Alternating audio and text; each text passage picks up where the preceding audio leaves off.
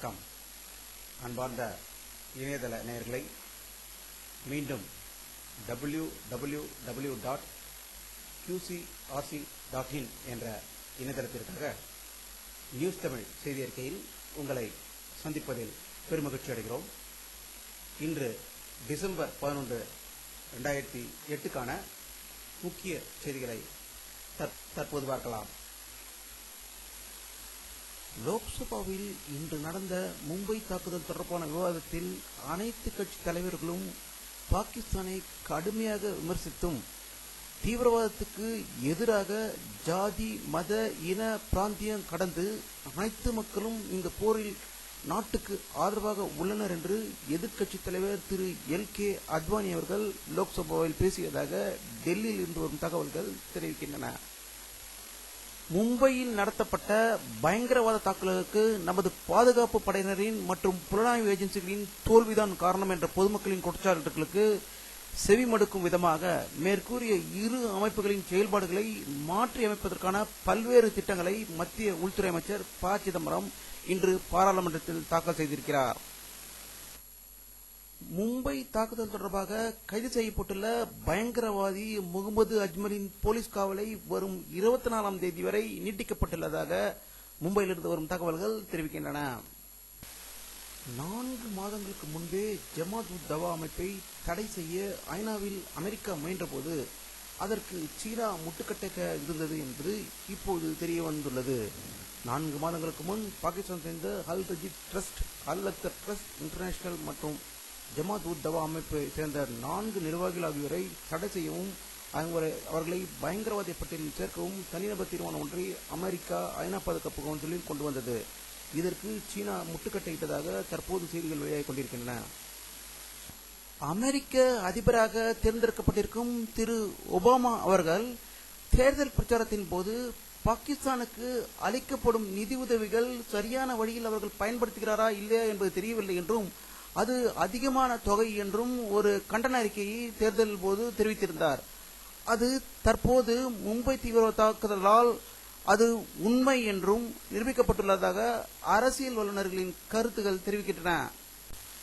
தமிழகத்தில் பெரும் நாச வேலையில் ஈடுபட சதித்திட்டம் தீட்டியதாக போலீசாரால் தேடப்பட்டு வரும் தௌபிக் பதுங்கியிருப்பதாக கிடைத்த தகவலின் பேரில் நெல்லை மாவட்டம் தென்காசி மற்றும் மேலப்பாளையம் பகுதிகளில் போலீசார் தீவிரமான தேடுதல் வேட்டையில் இறங்கியிருப்பதாகவும் 3 தனிப்படைகள் தனிக்குழுக்களாக பிரிந்து அவரை தேடி வருவதாக தென்காசியில் இருந்து வரும் தகவல்கள் தெரிவிக்கின்றன. மழை வெள்ளத்தால் பாதிக்கப்பட்டோருக்கு கூடுதல் நிவாரணம் வழங்க கோரி டெல்டா மாவட்டங்களில் இன்று மறியல் போராட்டத்தில் ஈடுபட்ட ஆயிரக்கணக்கான கம்யூனிஸ்ட் கட்சியினர் கைது செய்யப்பட்டதாகவும் இந்த மறியல் போராட்டத்தில் அதிமுக, மதிமுக போன்ற தொண்டர்கள் கலந்து கொண்டதாகவும் செய்திகள் வந்து கொண்டிருக்கின்றன. தமிழகத்தில் ஏற்பட்ட வெள்ள பாதிப்புகள் பற்றிய விவரங்களை முதலமைச்சர் கருணாநிதியிடம் மத்திய குழுவினர் இன்று தலைமைச் செயலகத்தில் தெரிவித்ததாக தலைமைச் செயலகத்திலிருந்து வரும் தகவல்கள் தெரிவிக்கின்றன. மதுரை மாவட்டம் திருமங்கலம் சட்டசபை தொகுதிக்கு ஜனவரி 9ஆம் தேதி இடைத்தேர்தல் நடைபெறும் என அறிவிக்கப்பட்டுள்ளது. திருமங்கலம் தொகுதியில் மதிமுகவை சேர்ந்த வீர இளவரசன் உறுப்பினராக தேர்ந்தெடுக்கப்பட்டவர். சமீபத்தில் அவர் உடல்நலம் பாதிக்கப்பட்டு உயிரிழந்தார் என்பது குறிப்பிடத்தக்கது.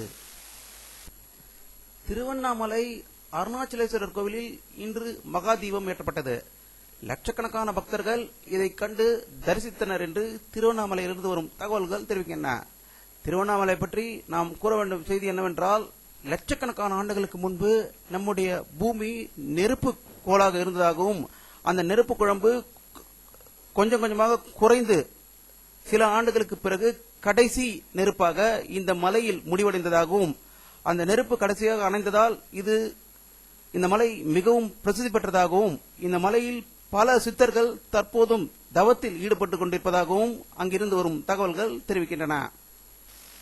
தமிழகத்தில் இன்று கார்த்திகை தீபத்தை முன்னிட்டு தமிழகத்தில் உள்ள அனைத்து வீடுகளிலும் கார்த்திகை தீப விளக்குகள் இன்று ஏற்றி வைக்கப்பட்டது. தமிழகத்தில் உள்ள அனைத்து கோயில்களிலும் சிறப்பு பூஜைகள் நடந்து கொண்டிருப்பதாக தமிழகத்தில் உள்ள அனைத்து பகுதிகளிலிருந்தும் செய்திகள் வந்து கொண்டிருக்கின்றன. சீனாவில் ஏற்றுமதி கடந்த 7 ஆண்டுகளில் முதல் முறையாக வீழ்ச்சி கண்டுள்ளது. இது உலக பொருளாதாரம் சுருங்குவதன் காரணமாக சீன பொருளாதாரத்திற்கு ஏற்பட்ட தாக்கத்தை மிக தெளிவாக காட்டுவதாக கருதப்படுகிறது. ஈராக்கில் தற்கொலைப்படை தாக்குதலில் 45 பேர் உயிரிழந்ததாகவும் 100க்கும் மேற்பட்டோர் படுகாயமடைந்ததாகவும் இது ஒரு உணவு விடுதியில் நடந்ததாக ஈராக்கில் இருந்து வரும் தகவல்கள் தெரிவிக்கின்றன. இலங்கையில் கிளிநொச்சி பகுதியில் LTTEக்கும் ராணுவத்திற்கும் இடையில் நடந்த பயங்கர சண்டையில் 90 ராணுவத்தினர் கொல்லப்பட்டதாக LTTEயிலிருந்து வரும் தகவல்கள் தெரிவிக்கின்றன. இங்கிலாந்து இந்தியாவுக்கு இடையில் சென்னையில் நடைபெறும் 5 நாள் கிரிக்கெட்டில் முதலில் விளையாடிய இங்கிலாந்து 229 ரன்கள் எடுத்து 5 விக்கெட்டுகளை இழந்திருக்கிறது. வானிலை அறிக்கை 11 டிசம்பர் 2008 பிற்பகல் 1:30 மணி அளவில் எடுக்கப்பட்ட சேட்டலைட் புகைப்படத்தை தற்போது பார்த்துக் கொண்டிருக்கிறீர்கள். தமிழகத்தில் மேகமூட்டம் இல்லாமல் இருப்பதும், கன்னியாகுமரி மாவட்டத்தில் ஒரு சில இடங்களில் மேகமூட்டம் இருப்பதும், ஸ்ரீலங்காவுக்கும் தமிழகத்துக்கும் இடையில் மேகம் இருப்பதை இந்த படத்தின் மூலம் காணலாம். இத்துடன் இந்த செய்தி அறிக்கை நிறைவடைகிறது.